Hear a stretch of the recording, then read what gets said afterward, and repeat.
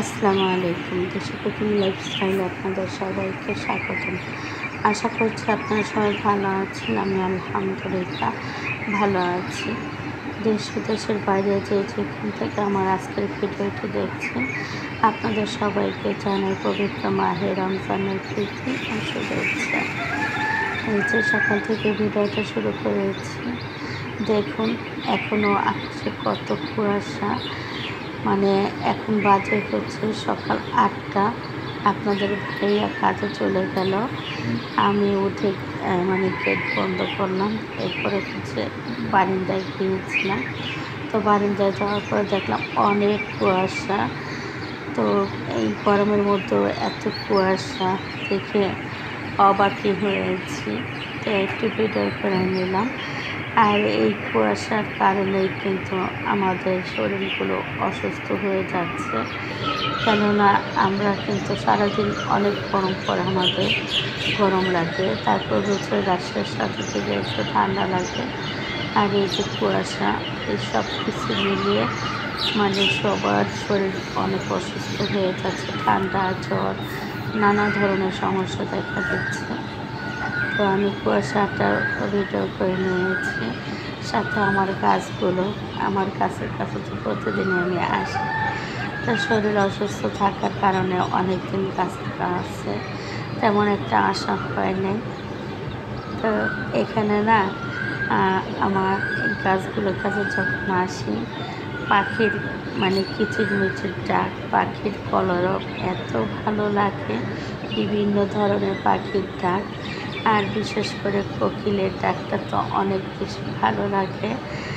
আর কোকিলের ডাকের পরে তো মোরগের একটা ডাক থাকবে। আমাদের এই যে টিনের বাসাগুলো দেখতে পাচ্ছেন আমাদের বাড়ির নিচে, তো এই বাসাগুলোতে খুব সম্ভবত মোরগ পালে। তো মোরগের ডাকগুলো কিন্তু খুব ভালো লাগে। যখনই কোকিল ডাকবে তখনই মোরগও ডাকে, ব্যাপারটা খুব ভালো লাগে। তো আমি যখন ভিডিও করি তখন খুব হাসি ওদের এই কাজগুলো দেখে। আর কোকিল পাখিটা দেখতে এত কালো, কোনো সৌন্দর্য নাই ওর মধ্যে, কিন্তু ওকে আল্লাহ তাআলা এত সুন্দর মিষ্টি একটা কণ্ঠ দিয়েছে। ও কণ্ঠ দিয়ে সবার মন জয় করে নেয়, তাই না? ওর ডাকটা কিন্তু অনেক ভালো লাগে, কোকিলের ডাক। আমি কিন্তু সেদিন সোফায় বসেছিলাম, তো একটা কোকিল দেখলাম আমার উড়ে চলে গেল। তো বুঝতে পারিনি এটা কাক না কোকিল। তো এরপরে আমি আবার বারান্দায় আসলাম, এসে দেখি কোকিল ও গিয়ে গাছের উপরে বসলো, বসে বসে ডাকতেছিল। তো মানে খুব ডাকটা কিন্তু খুব ভালো লাগে শুনতে। আর এই যে আমার একটা কোকিল, দেখুন আমার শরীর অসুস্থ থাকার কারণে তো ওকে আমি তেমন কুলে নিতে পারতেছি না, ওকে আদর করতে পারতেছি না। এখন যখন আমি সোফায় বসেছিলাম তখন ও এই যে এই সোফায় বসে আমার দেখে একভাবে তাকিয়ে আছে। আর আমি জিজ্ঞেস করতেছি, বাবা কি হয়েছে? তো নেজ নাড়াচ্ছে, আর মশা লাগতেছিল, তো সেই জন্য যে একটা কাপড় দিয়ে ঢেকে দিয়েছি। তো এরপরে এই যে রান্না করে নিচ্ছি ইফতারের পরে। এখন তো আর আমি তেমন রোজা রাখতে পারতেছি না। তো দুপুরে বাসি খাবার যা থাকে ওইগুলোতেই হয়ে যায়। আর এরপরে হচ্ছে যে রাতে রান্নাটা করে নিচ্ছি। যদিও আমার রাতের রান্না ভালো লাগে না, কিন্তু ওই যে শরীর সায় দেয় না, সারাদিন শুয়ে থাকি। এরপরে যখন মাগরিবের আজানের আগে উঠি, মেয়েটা রোজা থাকে, তারপর হচ্ছে ছেলেটাও রোজা থাকে, তো ওদের একটু ইফতার অ্যারেঞ্জমেন্ট করে দিতে হয়, সেজন্য উঠি। এরপরে হচ্ছে যে ইফতারের পরে আমি লাউ রান্না করে নিচ্ছি। আর কেন জানি লাউটা খেতে খুব ভালো লাগে। আজ আমার ছেলেকে দিয়ে একটা লাউ আনিয়েছি, তবে আজকে লাউটা নিয়ে অনেক কনফিউশন ছিলাম, লাউটা সিদ্ধ হবে কি হবে না। তো সেই জন্য অর্ধেকটা লাউ নিয়েছি রান্না করার জন্য, আর লাউটাও বড় ছিল। তো বেশি করে রান্না করে বাসি করে খাওয়ার চাইতে এর চাইতে অল্প করে রান্না করে খাওয়া হয়ে যাবে। তো এখানে লাউ রান্না করব ডিম দিয়ে। তো সে পরিমাণে মশলাগুলো দিচ্ছি। এখানে প্রথমে পেঁয়াজ ভেজে আদা রসুন পেস্ট ভেজে নিয়েছি। এরপরে সামান্য পানি দিয়ে দিলাম। তারপরে সামান্য পরিমাণে হলুদ গুঁড়ো, সামান্য মরিচ গুঁড়ো, ধনে গুঁড়ো, জিরে গুঁড়ো, কাঁচামরিচ আর স্বাদ মতো লবণ দিয়ে মশলাটা কষিয়ে নেব। আর লাউ রান্নার ক্ষেত্রে তো মশলা একদমই কম লাগে। বেশি মশলা দিলে একদম টকটকে কালার হয়ে যায়, দেখতে ভালো লাগে না। আর লাউতে তো সবসময় মশলা কমই লাগে। তবে আজকে আমার লাউ রান্নায় মশলাটা একটু বেশিই পড়ে গেছে। বুঝতে পারিনি লাউটা এতটা কমে যাবে। ওই যে বললাম কনফিউশনে ছিলাম। আমি ভেবেছিলাম সিদ্ধই হবে না। তো এরপরে দেখলাম একদম সিদ্ধ হয়ে গলে গেছে। তো মশলাটা আর কি একটু বেশি হয়ে গেছে। এই যে আমি যতটা লাউ নিয়েছি এ পরিমাণে মশলাটা দিয়েছি। তো লাউটা কিন্তু একদম কমে একটুখানি হয়ে গেছে। তো বন্ধুরা যারা ভিডিওটা দেখা স্টার্ট করেছেন এখনও যারা একটি লাইক দেন নাই তারা প্লিজ একটি লাইক দিয়ে ভিডিওটা কন্টিনিউ করুন। আর এই যে লাউটা আমি মশলার মধ্যে দিয়ে নেড়ে ছেড়ে দিলাম। আর এখন একটু ঢেকে দিব, বেশি একটা ঢাকবো না। লাউ বেশি সময় ঢেকে রান্না করলে লাউটা টক হয়ে যাবে, সেজন্য আর কি বেশি সময় ঢাকবো না। আর এখানে কিছু সদাই এনেছিলাম, আরও কিছু সদাই ছিল, সেগুলো রিফিল করে নিয়েছি আগেই। আর এখন হচ্ছে এগুলো রিফিল করে নিয়েছি। এখানে লবণ আর মসুর ডাল আছে, এগুলো রান্নাঘরে এনে রেখেছিলাম রিফিল করার জন্য, তো করা হয় নাই, এখন করে নিচ্ছি। আর প্রয়োজন হয় নাই, তো সেজন্য আর কি রিফিল করা হয় নাই, এখন প্রয়োজন সেজন্য করতেছি। তবে লবণটা প্রয়োজন ছিল, তো এখন দেখলাম যে লবণটারও প্রয়োজন নেই, লবণ যা ছিল তাতেই হয়ে গেছে। তারপর রিফিল করে রেখে দিলাম। আর আজকে আমাদের সাথে ইফতার করতে এসছে আমাদের ছোট্ট একটা মেহমান।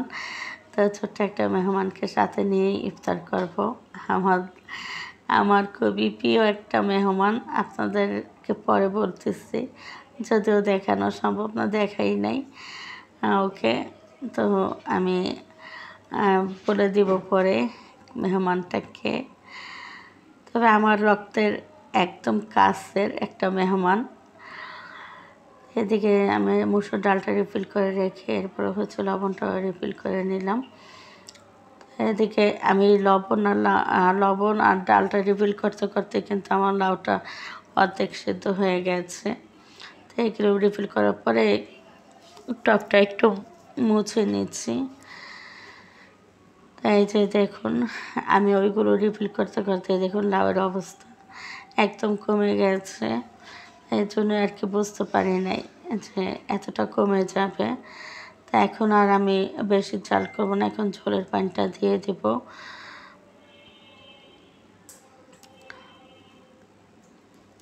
এই যে লাউ রান্নার জন্য 2টা দেশি মুরগির ডিম নিয়েছি, ডিম দুটো দিয়ে আর কি রান্নাটা করব। আর এই লাউটা খেতে এত বেশি মজা হয়েছিল কি বলবো। আমি তো সন্ধ্যা রাতে ভাত খেয়েছি একটুখানি, আমার কাছে খুব ভালো লেগেছে। আর আপনাদের ভাই এত সেহরির টাইমে সে সব খাবার রেখে এই লাউ দিয়ে ভাত খাচ্ছিল। আমার মেয়ে বলতেছিল আমাকে যে আব্বু লাউটা দিয়ে অনেক তৃপ্তি করে ভাত খেয়েছে, আব্বুর কাছে নাকি খুব ভালো লেগেছে লাউটা। তো এই মানুষটা হচ্ছে মানে আপনাদের ভাইয়ার কথা বলতেছি, সে হচ্ছে খাবার নিয়ে কখনো বায়না করে না যে আমাকে এটা করে দাও সেটা করে দাও।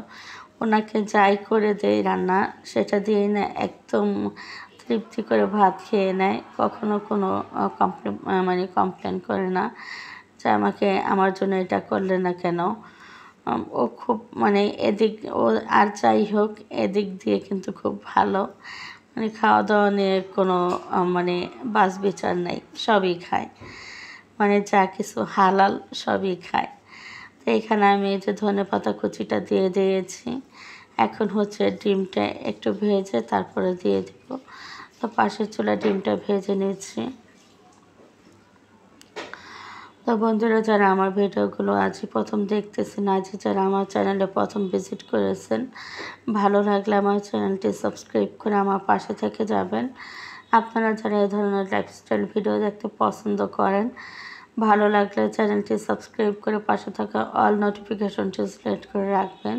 তাহলে যখনই আমি নতুন ভিডিও আপলোড করব সঙ্গে সঙ্গে নোটিফিকেশন আপনাদের কাছে চলে যাবে। তখন আপনারা আপনাদের সময় সুযোগ মতো ভিডিওগুলো দেখে নিতে পারবেন। আর অলরেডি যারা আমার চ্যানেলটি সাবস্ক্রাইব করে দিয়েছেন তাদের সবাইকে অসংখ্য ধন্যবাদ। তো এই যে দেখুন আমার ডিমটা ভাজা হয়ে গেছে। এখন আমি ডিমটা দিয়ে দিব লাউর মধ্যে। তো এই লাউটা কিন্তু আমার ছেলেও খুব পছন্দ করে খায়। আমার ছেলেটা কেন জানি লাউ তরকারি খুব পছন্দ করে। তো দুই বাপ বেটাই আর কি লাউ তরকারি খুব পছন্দ করে খায়। তো আমার তো লাউটা এখন ডিম দিয়ে ভালোভাবে নেড়ে চেড়ে এরপর নামিয়ে নিব। আর অফ স্ক্রিনে হচ্ছে ইফতারের জন্য এই যে আমার মেয়ে একটু ভুনা খিচুড়ি রান্না করে নিয়েছে গরুর মাংস দিয়ে, তারপর হচ্ছে ভুনা খিচুড়ি রান্না করেছে। তো আমাদের ইফতারের ছোট্ট মেহমান হচ্ছে আমার ভাতিজি, আমার বড় ভাইয়ের মেয়ে। তো ভাবি আর ভাই হচ্ছে গেছে হসপিটালে, তো ওকে আমাদের কাছে রেখে গেছে। তারপর ভাবি নিয়ে যেতে চেয়েছিল, আমি বললাম যে থাক আমার কাছে, ও আজকে আমাদের সাথে ইফতার করবে, তো এই জন্য আর কি রেখে গেছে। তো আমাদের এই যে ছোট্ট ইফতার আয়োজনে আছে গরুর মাংস দিয়ে ভুনা খিচুড়ি, আর আছে দই, তারপরে হচ্ছে জিলাপি, মালটা, খেজুর তো অলমোস্ট থাকেই, আর আছে কি বলে তরমুজ আর মাঠা। এই হচ্ছে আমাদের ইফতার। আর সবাই এখন ইফতার করে নেবে। তো বন্ধুরা আজকের মতো এ পর্যন্ত। সবাই ভালো থাকবেন, সুস্থ থাকবেন। আল্লাহ হাফেজ।